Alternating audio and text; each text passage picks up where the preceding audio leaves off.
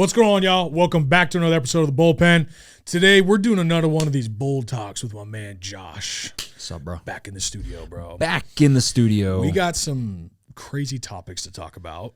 Yeah. I'm actually excited, but I'm a little heated as well. Yeah. You know, so everyone listen to this. Just bear with us on this one.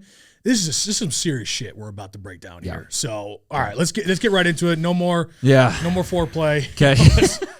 Let's just do this. You know, and if you guys cancel this, fuck you. We're warmed up. We're ready to go. We warned you. Yeah. Well, right before we started this podcast, I saw this video from David Harris Jr. and it was a video. We'll play the video right now. Stop calling them that. You're not allowed to label people like that. Stop it, Diego. Yeah, no, we're not going to call them that. We're going to call them MAPs. No. Minor attracted persons. No. So don't judge people just because they want to have sex with a 5-year-old. So that's pretty fucking wild. Yeah. It's you've got lots of thoughts on this. Dude, this is the kind of shit that makes you want to give up on humanity in general. You know, and that's something that's been very difficult for me is to think, how have we gotten here? Yeah. How in the hell have we gone this far to really and here's what scares me the most. There are people defending this. Oh yeah.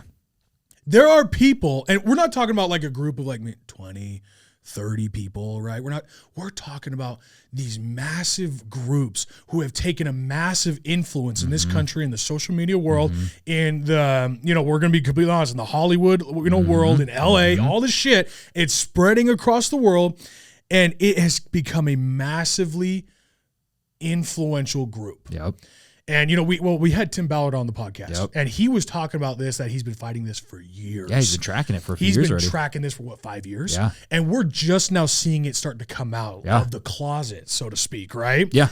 It's really just hitting mainstream news. MAPs, minor attracted persons. They're called fucking pedophiles. If you use that term, you are a bitch. Yeah. If you use the term MAPs, then you're a little pussy. Yep. Because and here's the thing. Actually, if you use MAPs, you're the problem. Yeah. We've talked about this a lot in this podcast. That the silent majority is the problem. Yep. The people who stay silent and just let things go by, you are the issue. You are the reason this shit's happening, and it's because you're not willing to speak up and speak out about it that you're losing. Because here's the thing about that group. Maybe in the general sense of the world, most people don't agree with them, but it still is a large group that we have to be aware of, right?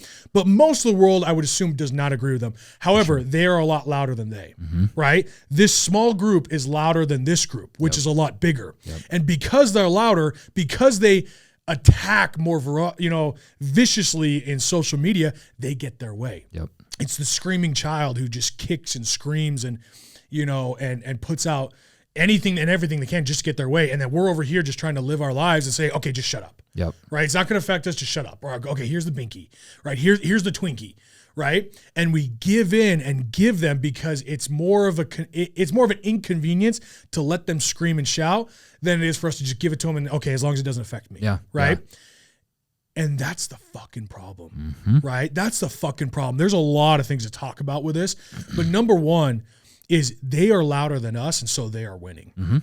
They're winning the war, and it's a podcast like this that we need more of this shit because then we're going to actually talk about and address the problem. This is evil.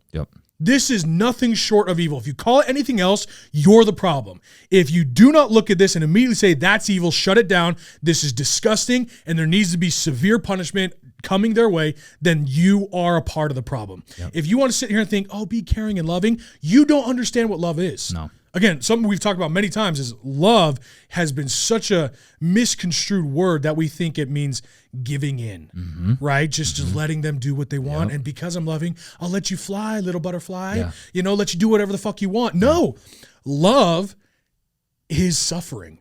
The most loving act ever committed in the history of the universe was from someone who suffered for all of our sins. Love is suffering.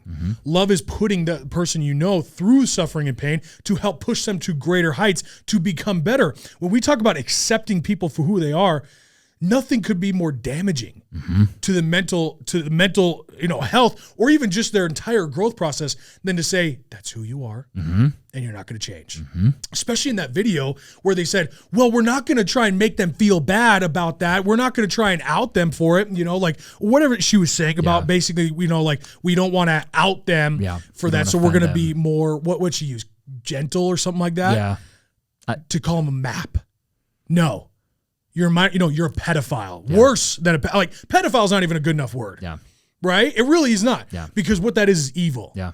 You want to have sex with a 5-year-old? Yeah. She's like, if they want to have sex with a 5-year-old, we shouldn't be mean to them for that. They should be able to allow to do that. What? Excuse me? What? Well, and here's the thing. Why shouldn't we be mean? Yeah. Why shouldn't we? Yeah. That is actually, you know what?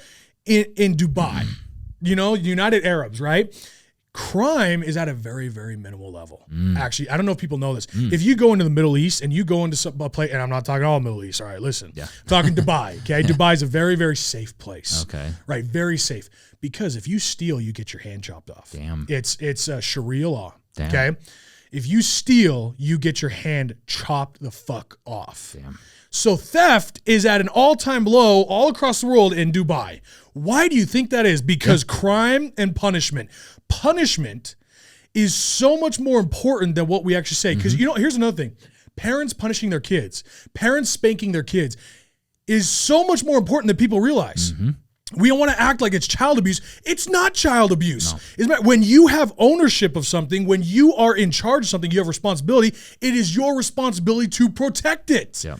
Like here's an example. My dogs, they are my responsibility. My dogs are my responsibility. And if I don't yell at my dogs, if I don't correct my dogs, if I don't zap them with a buzzer when they try to run out in the street, then if they get hit by a car, it's not the dog's fault. It's my fault. And the only way to teach them that, they don't understand that that's dangerous. They don't understand where they're going. It's my responsibility to keep them in line, to keep them safe. That is my responsibility. And so because of that, they need to obey me. These dogs need to obey me and do as I say, because if they don't, they could die. They could get hit by a car and it would be my fault. It wouldn't be the dog's fault because dog didn't think, I'm just going to go out. No, it wouldn't be. Same thing with a child.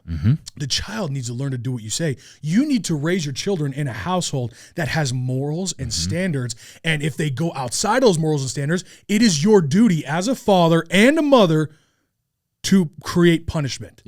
Punishment is important. Why do you if there was no, punishment for anything, then anyone could commit any crime. If there was no danger of committing murder, if you didn't potentially lose your life to the death penalty or lose your life to life in prison, how much more murders would we see? Well, you see this in liberal cities. There's no punishments. And so these people what about theft? Yes, they're just breaking into fucking Targets and they're just stealing everything. They're going into all these stores and just stealing everything. It's because they know they can get away with it. Yes. They're not going to do anything about it. And then in San Francisco, it's like if it's under $500, the police won't even bother with it. It's like so there's because the law says you can't even prosecute. It's like so they're just gonna get away with all that shit. Here, dude, punishment is love. People need to get this right. If you're a pedophile, if you struggle with these problems of being attracted to minors, you know what we need to do? We need to make sure you never ever act on that ever. It's helping them. You need to change your mentality. You need to grow through this evil thought that you're having in your life. Same thing with someone who's fucking addicted to drugs or have any sort of wrongdoing going through their mind. You can overcome that. Any addiction, anything, I don't care what it is, can be changed in the mind. And through a certain amount of discipline and work, you can change anything. But that's not going to happen unless you understand first that it's wrong. And the only way you're going to understand it's wrong and how damaging it is through punishment. Because if you do something and we deem as a society that is wrong to a certain level, we have a punishment that fits the crime. If someone commits murder, their ass is gone. And by the way, we have different degrees of murder. Oh, this was an accidental murder. We call it manslaughter, right? Then there's 3rd degree murder, 2nd degree murder. 1st degree murder means it was pre-planned, premeditated. They knew exactly what they're doing and they did it because they wanted to. And so there's a harsher punishment for that. If you have the desire to have sex with children or you have sex with children, the fact that we have a barely minimum, sentence for that. Like, how many times do you see a sex offender go to prison for 3 to 6 months? Yeah. Or a man who rapes a woman for 3 to 6 months. Imagine if we had a harsher punishment than that. Yeah. Actually, I'll tell you one thing. I think the only reason we don't see more of this out publicly is because those 3 to 6 months in prison are hell on earth, because at least the prisoners know if you come in and you're a pedophile, or you're a sex offender, you're fucked. Oh yeah. Right? Good. Yeah. Good. Oh yeah. You should absolutely be like, I am going to literally, like, there's a very good chance that they will lose their life in prison from another inmate. Right. And that's good. And here's the thing. It's very good. Why are you so focused on this woman, and so many people are so focused on protecting the pedophile? What about the child? Mm-hmm. Oh, he hasn't done anything yet. He will. You keep pushing this, he will. And yes, here, let me make sure it's understood. Child sex slavery is at an all-time high around the world in the history of the world. So don't give me this bullshit that it's not a problem, that we need to be kind and gentle. No, we need to be more harsh is what we need. We need to be more harsh about what we actually do to take care of this problem, because what about the child? Yeah. What about our responsibility to protect the children? It's like we literally have a society now where we don't care about protecting children. Yeah. We care about protecting this grown-ass adult because their feelings. Like, fuck their feelings. If you can't control your own shit, you're a grown-ass adult, you deserve every punishment that's coming to you. Well, dude, I would tell you, that lady, she's probably the exact same lady that is probably, very, she would be pissed if a man raped a woman. Rightfully so. Right. Rightfully so. Absolutely. But it's like, okay, when a pedophile has sex with a child, that is not just, sex. That is rape, because that child cannot consent. Right. That is fucking rape. So it's like, how are you not angry about that, but you are angry about this? Yes. That is fucking rape. You are raping a child. Doesn't matter if they are like, yeah, that's fine. No, that child does not have the mental capacity to truly give full consent. And we've actually known this from the beginning of time. You know who actually knows this very well? The animal kingdom. You do not see grown-ass animals raping babies or cubs or fawns. Interesting. Even the animal kingdom respects that law. Yeah. The sacred law that the children are innocent. Yeah. Right? And listen, we're talking animal kingdom here, but even in the animal kingdom, there is a sacred law that every life form respects, that babies are innocent, and the mothers and the father go above and beyond, will die to protect them. Yeah. Why is that, right? Why do we know that? Because there's a sacred law that is bigger than all of us, that comes from God, the creator of all this, that says this is wrong. Yep. These are the innocent. Yep. These are the weak that you are called to protect and to serve and to do anything in your power to raise up. And we, as the most evil society we could ever be, have begun this corruption campaign against children. Yep. And by the way, we're not going to just talk about M.A.P. What about them actually changing the hormones of the children at the youngest age? What about abortion and literal murder of children and babies? There's even proposals of it being aborted after it's born. We have lost all sacred nature of what is even sacred. Yeah. And where does that go? Where does that go? That goes to complete and utter chaos. Yep. That's not freedom. They want to tell you, oh, I have the freedom to do so. No. That's anarchy. Anarchy and freedom are not the same. Freedom comes through discipline, through being a disciple of morals and values. That's freedom. Having morals and values creates freedom. Having no morals and values is anarchy. They are completely different.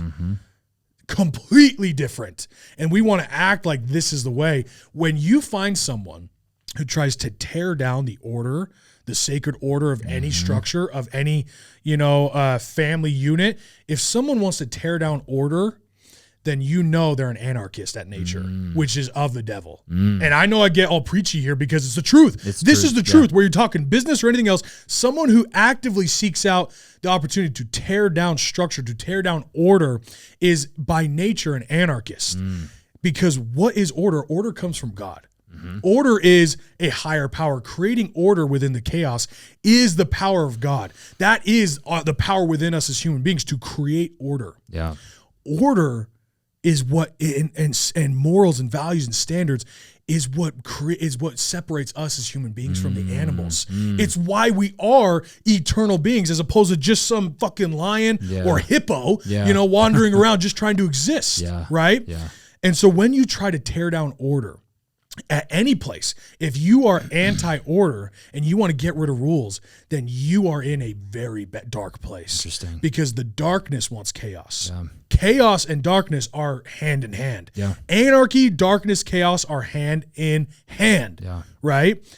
And on the other end, there's order, there's perfect unity, there's morals and standards, and you cannot have freedom without standards. Yeah. Right? So we start tearing those down. As a matter of fact, I forgot what this guy's name is, but he's from the KGB. And he talked about the goal of the KGB, which is basically the special ops team, CIA for Russian intelligence. Yeah, Okay. KGB's goal, to tear down America. Right. And he said very, very bluntly, I actually forgot this guy's name, but he's bald and, very, very, he still has a thick accent, right? He's not alive anymore.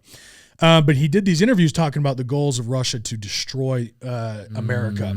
And he said, you'll never destroy America through war. It's impenetrable. America's military, and to be able to attack America overseas, the way we're structured, like the mountains, the fact that every single citizen has a gun, it's impossible to destroy America through military tactics. So how do you destroy America? Through their demoralization. This is literally their tactic, and this is what they've talked about. How do you destroy the greatest country on earth? How do you destroy America is by demoralizing a country. Wow. If you destroy their morals, they'll destroy each other from within. They'll weaken each other. They'll create a community. They'll create this anarchy society where there is no more structure protecting us. And what happens? You have weaker men. You have weaker women. And when you have weaker men and women, then the children are more vulnerable, and our military becomes weaker, and our leaders become weaker. And what do we see? We see a lot of weak leaders. We see a weaker military. We see weaker fathers, weaker mothers. It's working because we're destroying the morals of this country. Interesting. And it starts with, first off, taking God out of country, then taking family unit and saying that's destroyed. We don't need a family unit, right? And then you start demoralizing from the top, from the bottom down, and you destroy a country. Yeah. And so we ask ourselves, how do we get here? It's because we allowed slowly but surely these things to happen. Because the devil doesn't lead you down to hell in one straight, swift, like, no, you're fucking going down there. Yeah. No, it's through small, gentle, coerced steps to slowly get you there. Yeah. Matter of fact, Napoleon Hill in the book, if anyone hasn't read this book, please go read it. It's called Outwitting the Devil. It's literally Napoleon Hill's revelation and interview of the devil. If Napoleon Hill interviewed the devil in this book, and it is no question revelation.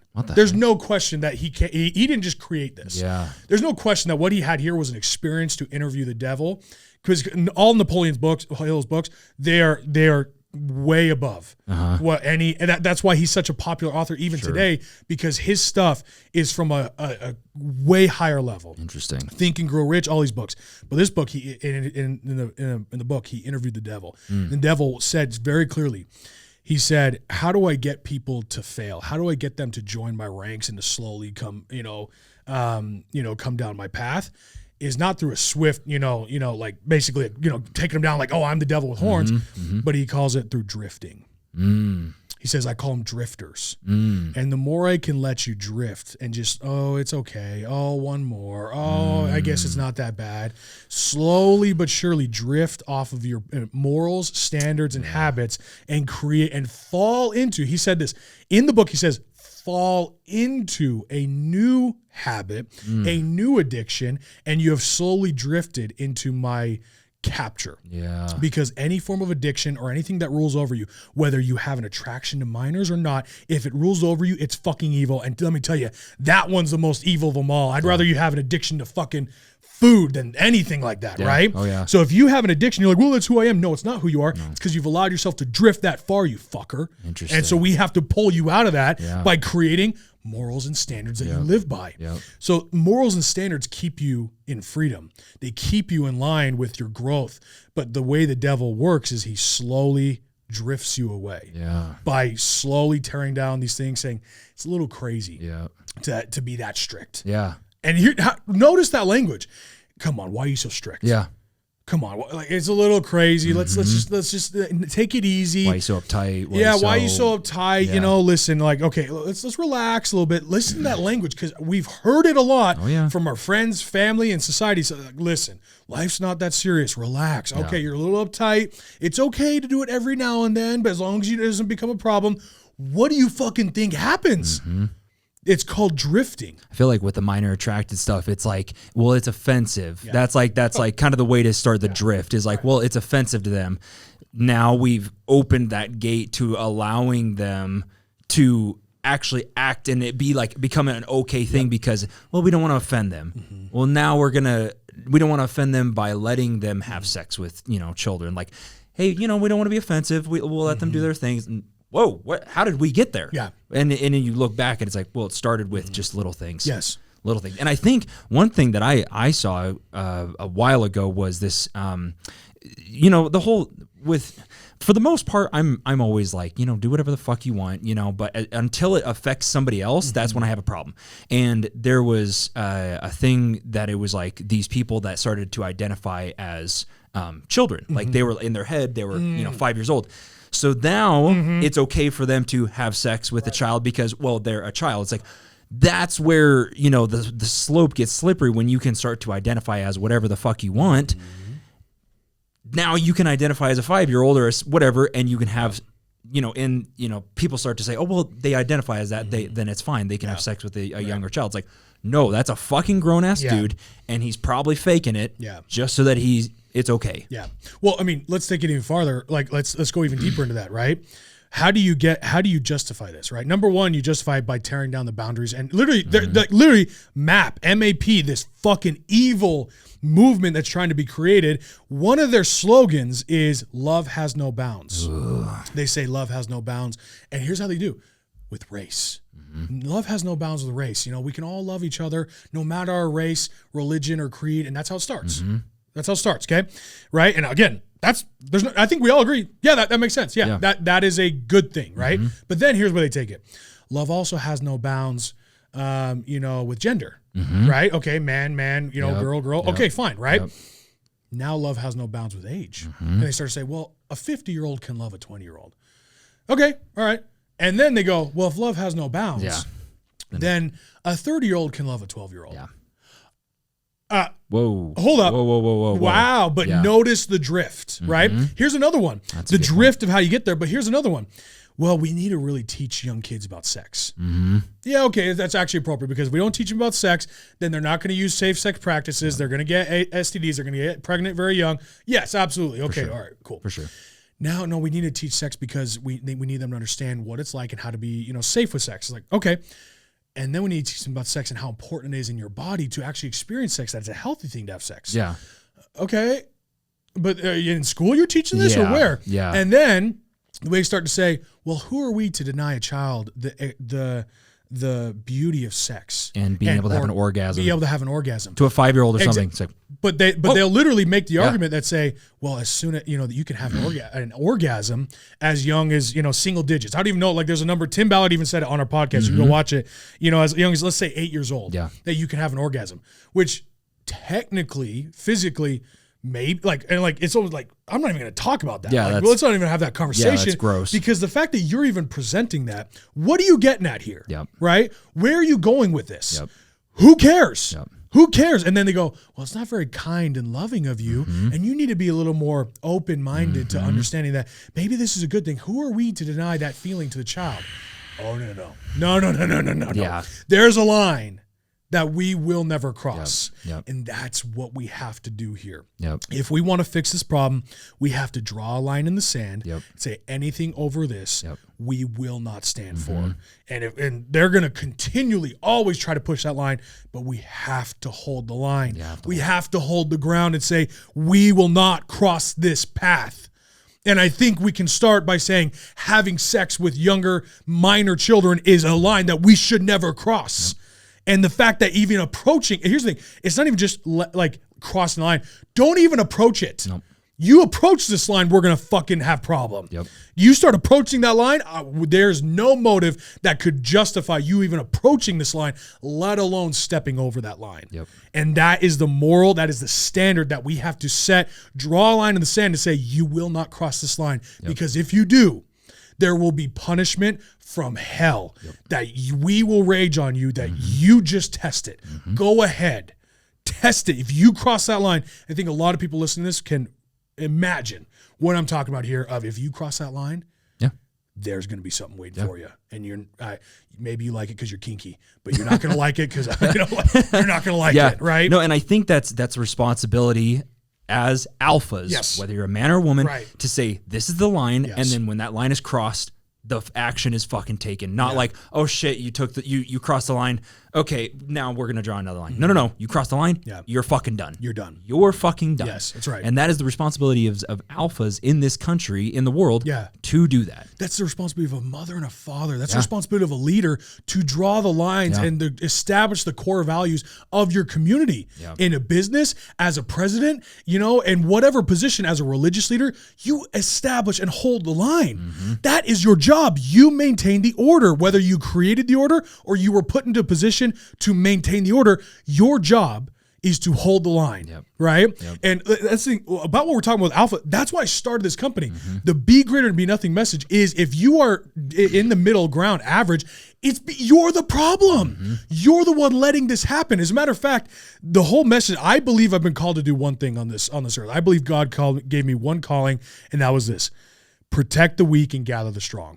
And I had a very sacred experience where I remembered that was a calling that God gave to me. And that is what I want the Alphas Creed to be, is a community where we will gather the strong to protect the weak. And by the way, let's define who's the weak, because I want to be very clear. If you're a grown-ass man or woman and you are, of the adult age, you're not weak. If you're physically capable and mentally capable to make a decision for yourself, you're not the weak.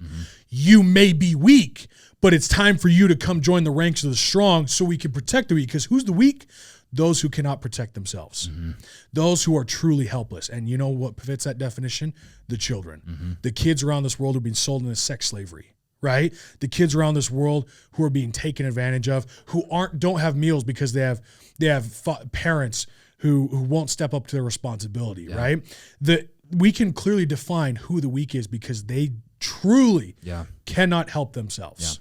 I feel like we almost sometimes people that like these like pedophiles and stuff, we call them weak or whatever. We almost need to change it because the weak is like the weak and the meek.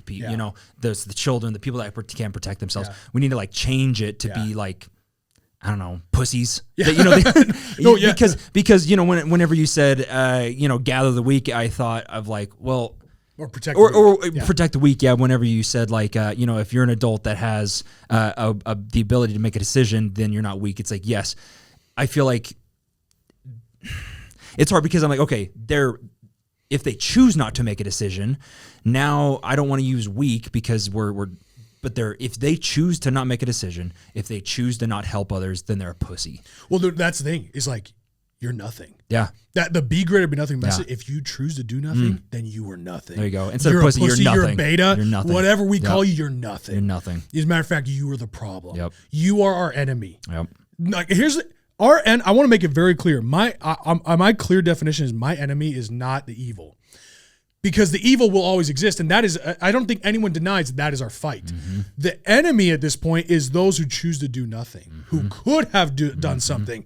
And especially if you live, if you live here in America, you're not the weak. When we say protect the weak, if you're a grown-ass man or woman, you live in America, you are the strong. Yeah. And if you don't recognize yourself as the strong, the one who can make the difference, then you are the problem. Yeah. It's the middle-class silent majority that needs to rise up and needs to recognize that by staying silent, we are the problem. Yep.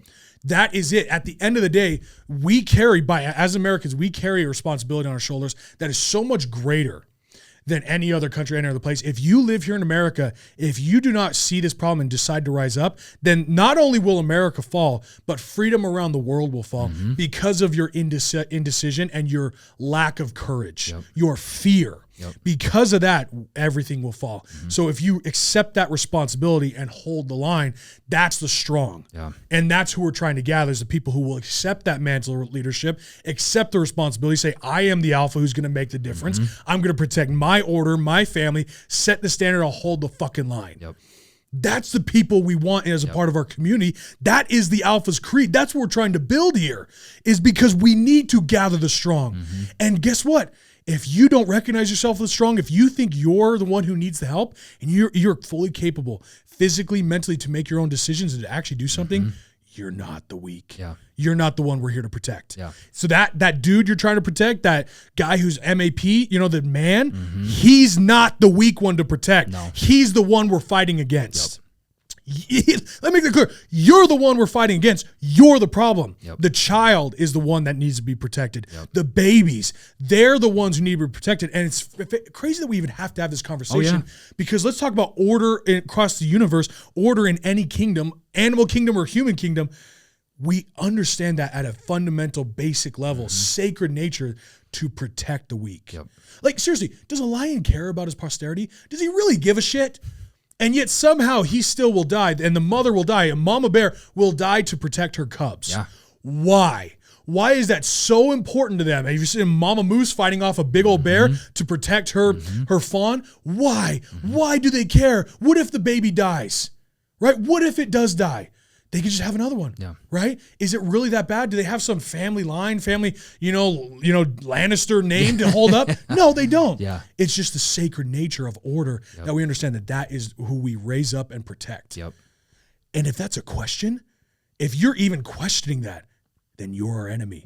You're our problem. And we are here to fight you. The Alpha's Creed is now here to be that line. Exactly. To stand against that. Damn straight. And anyone who joins it believes in this message because that is what we're trying to do. We're trying to gather the strong to protect the weak. And we know who the weak are. That's why we support Operation Underground Railroad. That's why we support these things because that's the weak we're trying to protect. And dude, based on like what I grew up, that is, I know I've been bred for this. I know that this was more like that sacred experience. I'll never tell really hardly anyone about it. Sure. But I had that experience not too long ago where I thought my story started.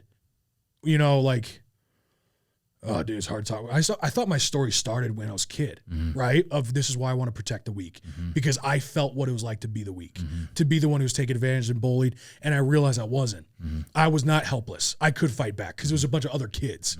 I could have fought back against the other kids. As a matter of fact, my father showed me that I could, and I did. Yep. But what if it was a bunch of adults? Do you know how many times I've had that thought? Interesting. Especially meeting with Tim Ballard. Interesting. I had 5-6 kids beating me up. Pouring chocolate milk down my throat, right? Stuffing tater tots in my mouth, beating me up, giving me a bloody nose every now and then. In the grand scheme of things, is that really that bad? Is that really that bad? To me, it was traumatic, right? To me, it was like I didn't want to live anymore. Yeah. But it was a bunch of other kids. And when I talked to someone like Tim Ballard and I realized how evil this world is, I realized that there's an 11-year-old, 10-year-old, 8-year-old, even younger, who is not being beat up by a bunch of other kids. Being raped and beaten up by adults. Multiple times a day. Multiple times a day. Being sold. Yeah. And I feel so guilty for the feeling that I had and the motivation I feel to make sure no one ever feels that way again. Yeah. To then think about that. And I think about this all the time, like, what if that was a bunch of adults? What if I didn't have a father and a mother who looked after me and pushed me? What if I was the one who was kidnapped and sold into slavery? Because, by the way, there's millions of them, not just thousands, not just a few, millions. Yeah. And the fact that even exists in our world, and I think about how much hell I thought I was in, I can't even sleep at night thinking about that. Yeah. I can't even think about, I could never quit on my mission. I don't care if I make billions of dollars. I'll never quit. Yeah. I'll never stop because I will never get rid of that feeling. Yeah. And now that I've had this experience and realized that this was my mission even before I came to this earth, that this is what God called me to do. This is what I will do till the day I die. Yeah. And this is what I want to build with the Alpha's Creed, is a community who believe in that same thing, a community who's willing to gather the strong and be the strong, but for a purpose. Yeah. We've always said that, for a purpose. Yeah. Be influential, be a millionaire, be strong for a reason. Yeah. Because there's people out there who need your help. Yeah. And I used to say, oh, people out there in this country need your help. No. They just need your help to get their ass kicked so they can realize, hey, you better get your shit in order. Because there's people out there who fucking need you. Yeah. Right? You're sitting around here eating your fucking Cheetos, feeling bad for yourself because Lindy broke up with you or whoever broke up with you, right? You better get your ass in order. Yeah. Because it's you better fucking realize what is out there, what's happening on your watch. It's happening as we're having this podcast. And it's enough for you to want to take up arms and just fucking fly out there and go find them. But obviously, that's not the most effective way to do it. The most effective way to do it is to gather the strong, gather the millions who believe in this, and to go fight back, to be vocal, to stand up for it. Yeah. Right? Yep. And that's what I pray that I can accomplish. I don't care what product I put out. That's what this logo represents. Yep. As a matter of fact, I'm going to talk about this today on our call. I'm going to talk about this because this logo has created so much more meaning. As a matter of fact, I created this logo because I thought it looked cool. And now that I actually understand what it means, this logo means so much more. It was literally a revelation. Because this logo, in actually if you look up what does the pyramid mean? What does the triangle mean? It actually represents order and power, and it is the symbol that we would represent with God. Why is every great civilization built a pyramid with the eye at the top? Because it's a representation of a higher power in God and order. Interesting. The circle represents nature and the kingdom of nature, because the circle of life is what represents that. Wow. And this represents the kingdom that we are building. Yeah. This represents the shield of the warrior who will protect. This represents so much more. And there's like 10 different things I could show you about this logo that I didn't even know. Shit, but now that I've looked at the actual symbolism of what this looks like, I know forever that this was not why I felt so called is when I saw it, when we created it, was this is what we're doing. Damn. This is why I want to spread this logo everywhere. This is why I want everyone to be a part of this, whether you get in through the fitness line and, where you get in through our apparel, or whether you get in through because you want to make more money. I don't care. If you get in because you believe in something, that's what I care about. Yeah. So. Well, and it's getting in, and I think as we push this message more, it's not to just get into it just because it's cool. Yeah. It's not to get into it just for the supplements.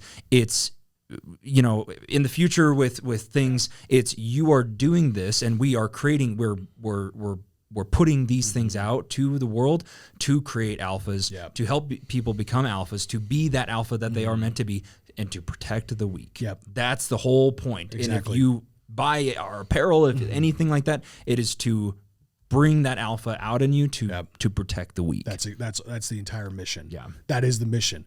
And it'll be my mission until I die. I don't care. I don't care if I lose everything. I will always, stand by this flag, stand by this banner, because this is what I will do till the day I die. Yeah. And I don't care what business venture I have to take on to do it, whether it's investing in real estate or life insurance or Amazon or software. I don't care. Yeah. Because it's just a means to an end, right? And everyone's listening to this. If you're listening to this, thank you for the support. Number one, come join the Alphas Creed community if you believe in this. Number two, fight back against what we just watched. Yep. This is evil. Speak out. Speak out. Be loud. Yep. Make sure it's known you will not stand for this. Yep. And you know what? If social media shuts you down, guess what? They can't shut us all down. I think people need to realize this. If social media shuts you down, they can't shut you all down. That's the point of voting with our dollar, and stop being the silent majority, because the majority have the power. If a majority of people went off a platform, they would lose everything. Yeah. So they would then, instead of conforming to this loudmouth little bitch of a group out here that's being a lot louder than you are, they wouldn't conform to them. They'd start conforming to us. Yep. Because they're afraid to lose us and our money and our time, our attention. Yep. Vote with what you have, and what you have is to stop supporting it. So if you stop supporting these things, if they cancel you, good. Guess what? Yeah. There's a new app that's going to pop up that will support you. Yeah.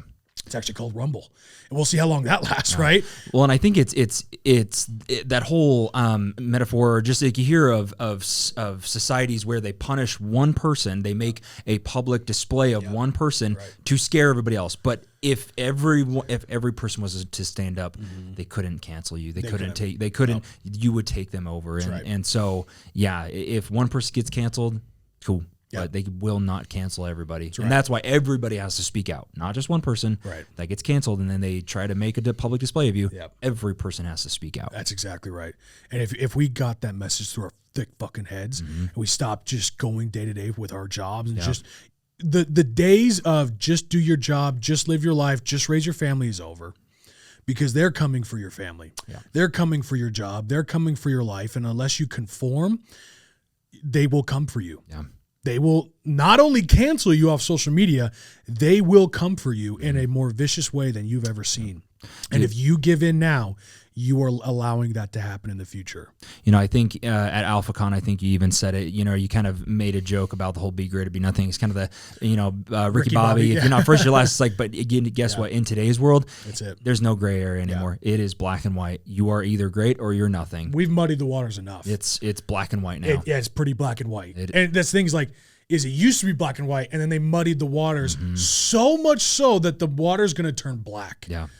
That's the thing, is like, we grayed it out so much. How do you gray something out, by the way, when there's white and black? You actually put a lot of black in the white. That's how you gray something out. Guess what? If you keep putting black in the white, eventually it turns black. Yeah. And there is no more white. Yeah. And I'm not talking white and black. I'm talking light versus darkness. I'm talking when light and darkness are there, there's no merging of the two. Yep. There's no middle ground. It's one or the other. Yep. And if you just got that through your fucking head and you just understood there is a moral standard that I will not cross and we cannot let anyone else cross, we're going to win. Yep. And we're going to succeed, and we're going to create a greater life and a greater country and a more safe place to live across the world. Yep. And if you want to solve these problems, live by that lifestyle. Yep. Right? Yep. So one thing that I don't know why I want to talk about this just for a second. If you have anything to talk about, then definitely go for it. But I think it's important to recognize that Satan is real. The devil is real. And I think sometimes we brush over that. Yeah. But it's like, no, there is a force and there's a darkness that is trying to destroy our world, that is trying to destroy us, and it is Satan. He is a real person, and he wants to make our lives miserable. He wants to get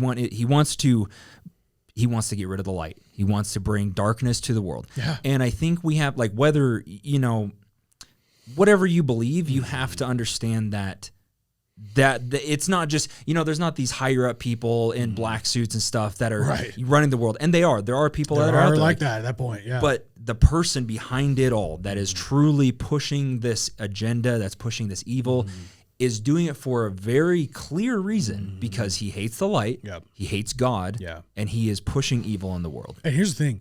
Listen, if you don't want to call him Satan, if you don't want to call him the devil, if you don't want to go to the Christian, okay, cool. Let's start somewhere. Evil is real. Yeah. Can we start there? Yeah. Can we start that there is good and evil that does exist in this world? Let's just start at that base point. Yeah. Whether you call the evil something else, if you call it the darkness, if you call it some other name, okay, fine. Yeah. But let's start with there's evil, and I think we can all agree what is evil. Taking advantage of children, sexually, or hell, murder. Because we're talking even murder at this point and arguing if that's okay. Yeah. We're literally arguing if it's okay to murder a baby. Yeah. How far have we gone? Yeah. So let's start there. That's evil.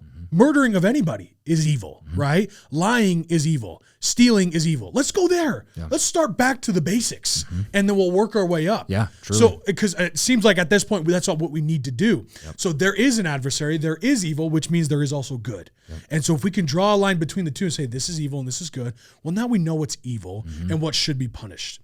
And this map, M.A.P., fucking bullshit, pedophilia is evil. And if you argue that, you are now my enemy. Yep. If you are going to advocate for pedophilia and try to soften it and call it something else for someone else's feelings, you have now become my enemy.